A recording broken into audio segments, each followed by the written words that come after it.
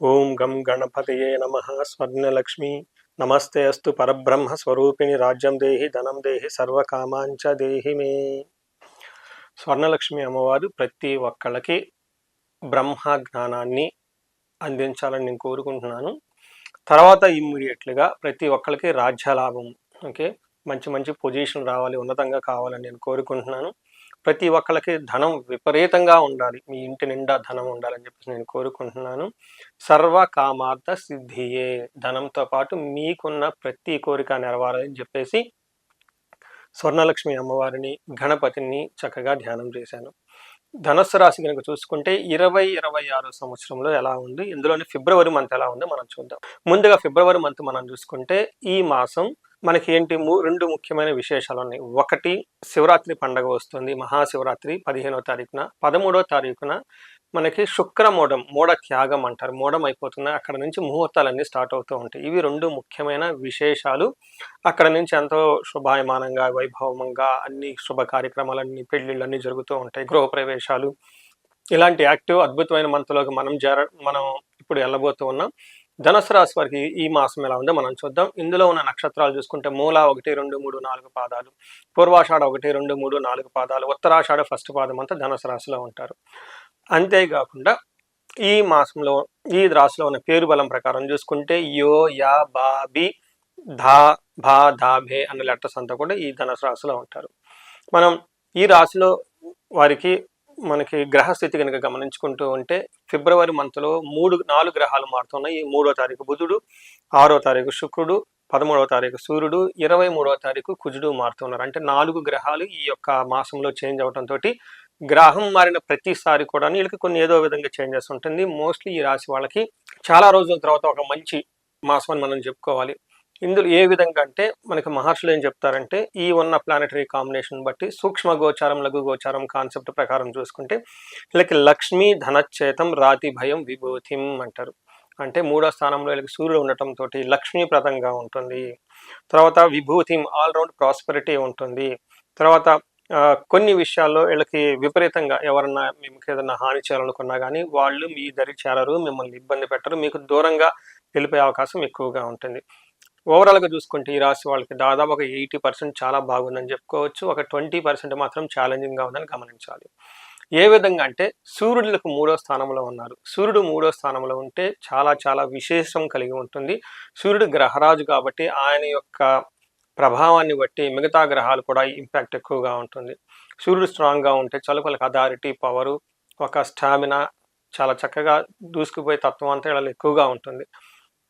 అందులో ధనుసు రాశి కాబట్టి ధనుసు రాశి అంటేనే జ్ఞానము ప్లస్ శౌర్యము ప్లస్ సాధించాలన్న ఒక తపన రెండు కలిగి ఉండటంతో ధనుసు రాశిలో పుట్టిన ప్రతి ఒక్కళ్ళు గొప్ప గొప్ప బిజినెస్ మ్యాన్లు అవుతారు. వాళ్ళకి జ్ఞానం ఉంటుంది, కానీ ధనము, లగ్జరీ, భోగం అనుభవించాలన్న కోరిక కూడా ఉంటుంది. కాబట్టి ఆ జ్ఞానాన్ని వాళ్ళు సద్వినియోగం చేసుకొని సన్మార్గంలో చక్కగా ధనధాన్యాలు సంపాదించుకుంటారు, గొప్ప గొప్ప బిజినెస్ మ్యాన్లు అవుతూ ఉంటారు. ఇలాంటి రాశి వాళ్ళకి సూర్యుడు 3వ ఇంట్లో ఉండటంతో ఇంకా బాగా చక్కగా మంచి జరుగుతుందని గమనించుకోవాలి. వీళ్ళకి ఆరోగ్య, నిత్య సంతోషం, బంధుమిత్ర సమాగమ, అర్ధలాభ, పుత్ర సౌఖ్యం, ఇష్ట సిద్ధి, తృతీయగే రవి భవేత్ అని అంటుంటారు. 3వ స్థానంలో కనుక రవి ఉంటే ఏమవుతుందంట, ఆరోగ్యం బాగుంటుంది, నిత్యం సంతోషంగా ఉంటారు, బంధుమిత్రులతో చక్కగా ఉంటారు, ధన ప్రాప్తి ఉంటుంది, సౌఖ్యంగా ఉంటారు అని చెప్తూ ఉంటారు. ఇది మనకి మహర్షులు చెప్పిన శ్లోకంలో ఉంటుంది. 2వ స్థానంలోకి కుజుడు ఉండటంతో కొన్ని విషయాలు మీరు జాగ్రత్తగా ఉండాలి. ఏమిటి అంటే సదా దుర్జన సేవ. ఈ టైంలో మీ చుట్టూ వేస్ట్ క్యాండిడేట్లు, వేస్ట్ అయిన వాళ్ళు అంతా చేరి మిమ్మల్ని డైవర్ట్ చేసే అవకాశం ఎక్కువగా ఉంటుంది. ఇటు వెళ్దాం, అటు వెళ్దాం, ఇక్కడ టైం వేస్ట్ చేద్దాం, అక్కడ టైం వేస్ట్ చేద్దాం అని చెప్పేసి ఎక్కువ చెప్తూ ఉండే అవకాశం ఎక్కువ ఉంటుంది. దీనితో మీరు చేయాల్సిన పని ఎక్కువగా చేయకుండా సర్వకార్య వినాశనం. అంటే మీరు ఏదైనా కనుక పని కొత్తగా తలపెడితే అది ఈ టైంలో మీకు అంత ఎక్కువగా కలిసి రాదు. కాబట్టి కొన్ని విషయాల్లో పోస్ట్పోన్ చేసుకోవటం చాలా మంచిది. ఇన్ కేస్ చేసుకున్నా కానీ పాత పనులు అయితే చేసుకుంటే చక్కగా బాగానే ఉంటుంది, ఎలాంటి ప్రాబ్లం అయితే ఉండదు. 3 మనకి శుక్రుడు అని చెప్పుకుంటారు. శుక్రుడు మనం చూసుకుంటే ఇందులో ఏమని చెప్తారంటే వాణిజ్యం, ఓకే, గత జీవన రాహిత్యం. అంటే ఏమని చెప్తారంటే వీళ్ళకి వ్యాపారం చేసుకోవాలన్నా కానివ్వండి, లేదంటే ధనానికి సంబంధించిన వ్యవహారాల్లో కానీ కొంచెం స్లోగా ఎక్స్పెక్ట్ చేసిన దానికంటే తక్కువగా ఉండే అవకాశం ఎక్కువగా ఉంటుంది. కానీ ఓవరాల్గా ఈ టైంలో మీరు గమనించుకుంటే వీళ్ళకి మిత్రలాభం, మిత్రుల ద్వారా చాలా చక్కగా ఉంటుంది. గౌరవ వృద్ధి ఉంటుంది. మీ మాటకి చాలా వాల్యూ, ఇంపార్టెన్స్ ఇస్తూ ఉంటారు జనాలు. వీటితో పాటు మీకు ధన ప్రవాహం కూడా వస్తుంది. ఖచ్చితంగా ధన ప్రవాహం అయితే వస్తుంది. కానీ మీకు ఎక్స్పెక్ట్ చేసినంత విధంగా అయితే ధనం ఉండదు. ఓవరాల్గా చూసుకుంటే 9వ స్థానంలో శుక్రుడి యొక్క దృష్టి ఉండటంతో లవ్, ప్లేజర్స్, రొమాన్స్ ఇట్లాంటి విషయాల్లో చాలా బాగుంటారు. తీర్థయాత్రలు దర్శించుకునే అవకాశం ఎక్కువగా ఉంటుంది. ఆధ్యాత్మిక చింతనతో ఉండి గురువులు యందు భక్తి, శ్రద్ధగా ఉంటారు. సో చాలా రోజుల తర్వాత నేను ఈ రాశి వాళ్ళు, నాకు తెలిసిన వాళ్ళు, ఫ్రెండ్స్ చాలా మంది ఉన్నారు కాబట్టి చాలా రోజుల తర్వాత మంచి టైం అయితే ఉందని మీరు గమనించుకోవాలి. ఈ మాసాన్ని, ఫిబ్రవరి మాసాన్ని చక్కగా సద్వినియోగం చేసుకోవాలని చెప్పి నేను కోరుకుంటున్నాను. నక్షత్రం ప్రకారం మనం చూసుకుంటే వీళ్ళకి మూల, పుబ్బ, ఉత్తర 3 నక్షత్రాలు ఇందులో ఉంటాయి. 3వ నక్షత్రం కనుక చూసుకుంటే వీళ్ళకి సంపదలు బాగుంటుంది, ధనలాభం బాగుంటుంది, చక్కగా అన్ని పార్టీల్లోనూ పార్టిసిపేట్ చేస్తారు, ఐశ్వర్యవంతంగా కూడా ఉంటుంది. అయితే ఇందులో మీరు గమనించుకోవాల్సింది ఏంటంటే వీళ్ళకి తలపెట్టిన కొన్ని పనులు మధ్యలో ఆగిపోయే అవకాశం ఉంటుంది, గొడవలు కూడా అయ్యే అవకాశం ఉంటుందని గమనించుకోవాలి. ఇది కూడా రియల్ ఎస్టేట్ వాళ్ళు ఎవరైనా ఉన్నా కానీ, లేదంటే అన్నదమ్ముల మధ్య కానీ చిన్న గొడవలు, కలహాలు వచ్చే అవకాశంతో పాటు మీరు స్టార్ట్ చేసిన ఇంతకు ముందు ఏదైనా కనుక పని స్టార్ట్ చేస్తుంటే అది కొంచెం మీకు ఆటంకాలతో కలిపి ఆగిపోయే అవకాశం ఎక్కువ ఉంటుంది. కాబట్టి ఇన్ కేస్ అలాంటి పరిస్థితి వస్తే నిరుత్సాహపడకుండా ప్లాన్ బి ఆప్షన్లో ఎప్పుడూ రెడీగా పెట్టుకోవాలని చెప్పేసి నేను కోరుకుంటున్నాను. పూర్వాషాఢ నక్షత్రం చూసుకుంటే వీళ్ళకి ఐశ్వర్యవంతంగా ఉంటుంది, సంపదలు ఉంటుంది, ధనలాభం ఉంటుంది, చక్కగా మంచి ఫుడ్ అంతా తింటూ ఉంటారు. ఉత్తరాషాఢ నక్షత్రం వాళ్ళకి అగైన్ వీళ్ళకి చాలా సంపదలు ఉంటుంది, ఐశ్వర్యంగా ఉంటుంది. అయితే వీళ్ళు కొన్ని విషయాల్లో కొంచెం జాగ్రత్తగా ఉండాలి. ఐశ్వర్యంతో పాటు వీళ్ళకి మృత్యు భయము, నాశనం అని కూడా చూపిస్తూ ఉంటుంది. మీరు తలపెట్టిన ప్రోగ్రామ్ కానీ ఏదైనా ఉంటే అవి అందులో ఆటంకాలు ఆగిపోయే అవకాశం ఎక్కువగా ఉంటుంది. దీనితో పాటు మృత్యు భయం అంటారు. ఇక్కడ మృత్యు భయం అంటే వేరే విధంగా అనుకోకూడదు. మన సంస్కృతిలో మృత్యు అంటే ఆగిపోవటం అని దాని మీనింగ్. అంటే ఏమవుతుంది, మీరు ఇంతకుముందు తలపెట్టిన పనులు ఆగిపోవటంతో అయ్యో ముందుకు వెళ్తామా లేదా, పరిస్థితి బాగుంటుందా లేదా, ఇలాంటి ఒక ఆలోచనలు మీ మనసు నిండా ఉండేసి అతిగా భయపడే అవకాశం ఎక్కువగా ఉంటుందని గమనించాలి.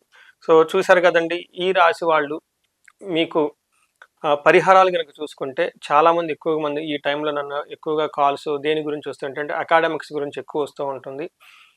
అలానే ఈ రాశి వాళ్ళకి అర్ధాష్టమ శని కూడా ఉంది కాబట్టి కుటుంబ వ్యవహారాల్లో కొంచెం చికాకులు ఉండే అవకాశం ఎక్కువ ఉంటుందని గమనించాలి.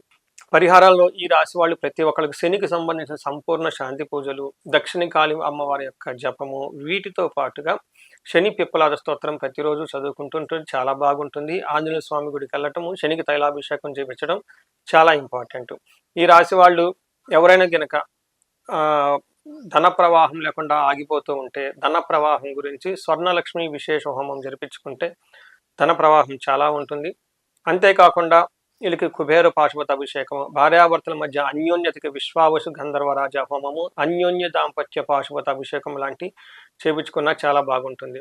ఇది అకాడమిక్స్ గురించి ఎక్కువగా సెన్సిటివ్గా ఉండే మంత్ కాబట్టి అకాడమిక్స్లో మంచిగా పెర్ఫామ్ చేయాలనుకున్నా, ర్యాంక్స్ బాగా రావాలనుకున్నా, లేదా చాలా డల్గా ఉన్నారండి మాకు పెర్ఫార్మెన్స్ సరిగా లేదు అనుకున్నా, లేదంటే ఇష్టమైన కాలేజీలో సీట్ రావాలన్నా కానీ ఈ విద్యకు సంబంధించిన ఏదైనా కనుక మీకు ఏమని చెప్తారంటే ఈ టైంలో ఎలాంటివి చేసుకుంటే బాగుంటుందంటే వాళ్ళ యొక్క ఇండివిడ్యువల్ జాతకం చూపించుకొని లగ్నం ఏంటో తెలుసుకొని లగ్నం నుంచి 4వ హౌస్ 5వ హౌస్ను గమనించుకొని అక్కడ ఉన్న రాసులను బట్టి వీళ్ళు ఏ దేవతని ఏ దేవుడిని పూజించుకుంటే చాలా తెలుసుకొని చాలా బాగుంటుంది.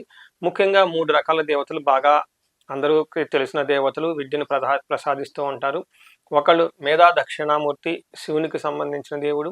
అలానే హయగ్రీవ స్వామి, విష్ణుమూర్తికి సంబంధించిన దేవుడు. నీలా సరస్వతి, శ్రీతత్వం కలిగిన దేవత అమ్మవారు. ఇలా 3 రకాల ముఖ్యమైన దేవతలను చక్కగా ఆరాధించుకోవచ్చు. అయితే మీ జాతకానికి అనుగుణంగా అది ఏ దేవత ఏ దేవుడు అని తెలుసుకొని చూసుకుంటే చాలా బాగుంటుంది. ఈ దేవతలకి ముఖ్యంగా 1,00,000 సార్లు జపం చేయించడం, లేదా మీ ఇష్టానుసారం కొన్నిసార్లు జపం చేయించుకోవటం.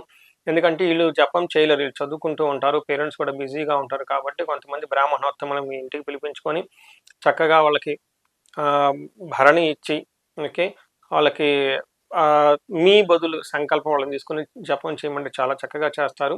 అలా వాళ్ళకి జపాలు చేయించుకోవటం, పాశుపత అభిషేకాలు చేయించుకోవటం, విశేష హోమం జరిపించుకుంటే అకాడమిక్స్లో చాలా చక్కగా రిజల్ట్స్ వచ్చి ముందుకెళ్తూ ఉంటారు. మీకు ఎలాంటి సమస్య ఉన్నా దాని పక్కనే సొల్యూషన్ ఉంది. అది చక్కగా తెలుసుకొని ఆ సొల్యూషన్, ఆ పరిహారాలు పాటిస్తే ఎలాంటి సమస్య అయినా దాటుకొని ముందుకెళ్ళిపోయి 10 రెట్లు ఈ రాశి వాళ్ళు ముందుకెళ్ళిపోయే అవకాశాలు చాలా ఎక్కువగా ఉంటుంది. ఈ రాశి వాళ్ళకి అష్టైశ్వర్యాలు కలగాలని, భోగభాగ్యాలు కలగాలని చెప్పేసి నేను కోరుకుంటున్నాను. నమస్తే.